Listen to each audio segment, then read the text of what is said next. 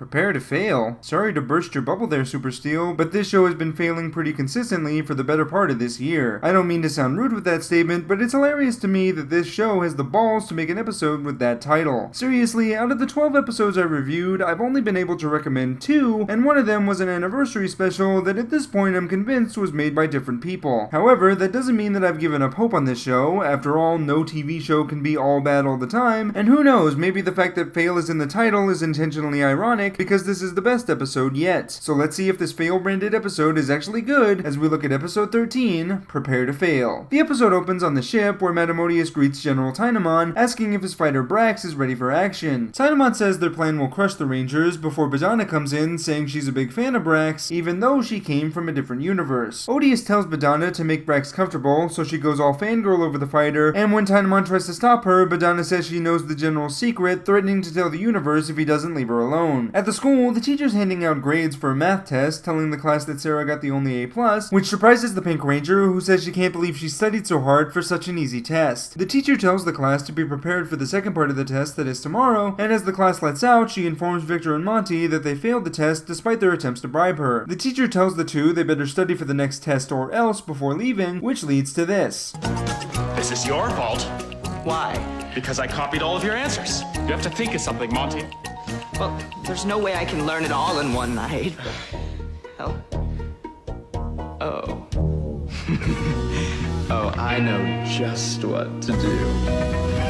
Oh God, kill me now. No, wishes. Nope, that didn't count. I didn't say I wish. Leave me alone. Anyway, the Rangers soon start studying the park before Lee Vaden gets mobbed by fans, and I just realized this is only the second time this has happened to the country singer, even though he's lived in this town for over a year. The others leave the Gold Ranger to the crowd so they can continue studying, but Sarah's more interested in going to a movie later. Calvin comments that Sarah should study for the test, but the Pink Ranger says she doesn't need to study because the first part of the test was so easy. Before the teens can continue the conversation, they notice a buzz cam, and after Preston calls Lee Vaden for backup, Badana, Tynamon, and Basherbots arrive on the scene. Tynamon introduces Brax to the Rangers, who quickly morph into action, but one strike from Brody takes the monster down, confusing the team. The Rangers are further perplexed when the monster sends the Bashers at the team in fear, and after a short fight, the villains decide to retreat altogether. Lee Vaden then shows up, so the others tell him how easy the fight was, and when they get back to shop class, Redbot's also surprised the teens were that victorious that quickly. Lee Vaden thinks it's too good to be true, but Calvin suggests that Odious may have run out of strong monsters, which leads Sarah to comment how easy this day has been for her. As the Rangers rush off to do more studying, Sarah asks if anyone would like to join her at the movies, and when they all refuse, Mick stops the Pink Ranger as she leaves, wanting to ask her something. Apparently, Sarah's been working on a new Super Starblade to help the team, but when Mick offers to help her finish the project, she says there's no rush since Brax was so easy to defeat. After Sarah leaves, we cut to the ship where Cosmo wheels out the injured Brax, but it turns out the monster's not actually hurt and was just faking being weak so the Rangers will be lulled into a false sense of security. The next day at school, the class takes part 2 of the test, and believe me, this scene is about as cringeworthy as you think it is given that setup with Victor and Monty earlier. All you need to know is that the plan backfires since the teacher brings out gas masks for everyone except Victor and Monty, so the duo leave the room so fast they end up destroying the door. After the test, Sarah's shocked that she failed, saying it was unfair of the teacher to make this test so much harder than the last one, which is a comment the teacher hears. The teacher tells Sarah that some tests are tougher than others, just like the challenges we face in life, and suggests that next time the Pink Ranger come prepared. Before the others can react to the verbal beatdown Sarah just received, they're called to deal with the returning Brax, but when the Rangers engage the monster this time, they're nearly defeated. The team's able to escape before Brax can deliver the final blow, and when they get back to shop class, the Rangers try to figure out what's going on. Sarah thinks Brax was just pretending at first, hoping the Rangers would slack off like she did in math class, which makes the Pink Ranger realize this is a challenge similar to the ones her teacher was talking about earlier. Going off the advice given to her by the teacher, Sarah tells the others that they need to be prepared to fight Brax, so she starts to finish her Super Starblade with Mick while the rest of the team does some training. Once the Starblade's ready, Sarah shows the others that it can work with the Lion Firestar, and now that the team's ready, they go off to face Brax. The monster immediately shows up, ready to take down the team once and for all, and after the Rangers morph into action, the battle begins. During the fight, the Rangers wear down Brax before Sarah debuts her new weapon, using its power to easily defeat the monster. Badana makes sure the monster's gigantified, so the Rangers call on both the Ninja Steel and Ninja Blaze Megazords, but as the Rangers take on Brax, Badana also sends down 4 Skull Gators. Brax then leaves, wanting to watch the Rangers defeat from the ship, but even though they're outnumbered, the heroes are able to win the day. After the fight, Victor and Monty are seen fixing the door they broke earlier, before Sarah apologizes to the teacher for how she reacted to the test.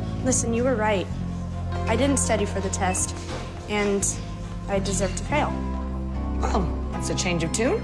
Yeah, well, let's just say the math test wasn't the only tough challenge I faced today, but I learned my lesson, and I've been studying up on all the questions that I got wrong on the test. Wow, it certainly is mature, this show, to teach kids that it's okay to fail and that you should learn from your mistakes. In fact, it's so mature that I can almost forgive what happened in the last episode. Well, I must say I'm very impressed with your attitude, Sarah. Impressed enough to let you take the test again tomorrow. What?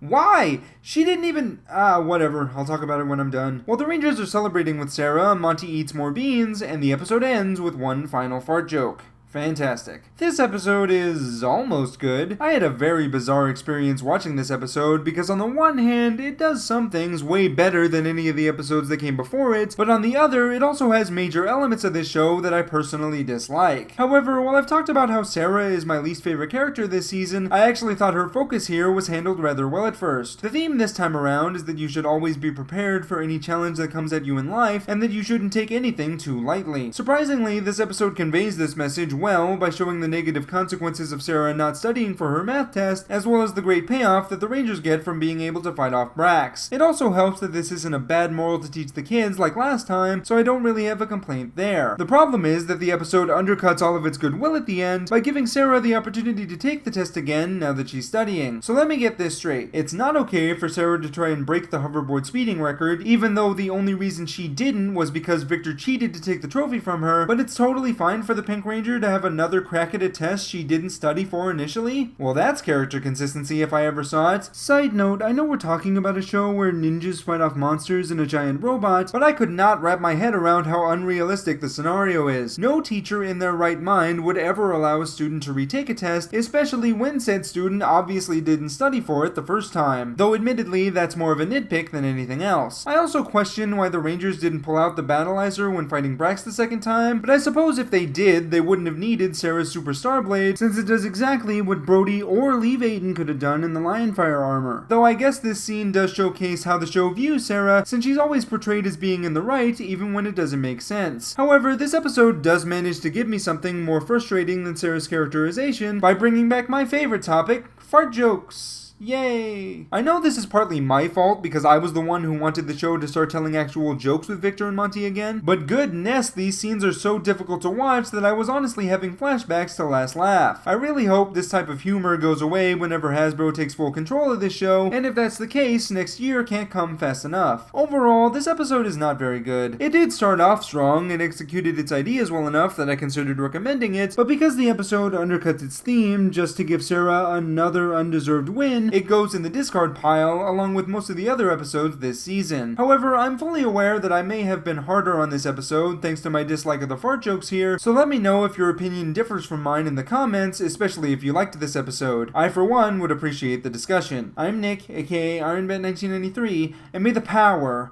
protect you. Please subscribe for reviews of Ninja Steel, Super Ninja Steel. Also check out Dino Charge Reviews 2, episode reviews. Also there's Ninja Go, and I've got a Patreon. Go! Please subscribe.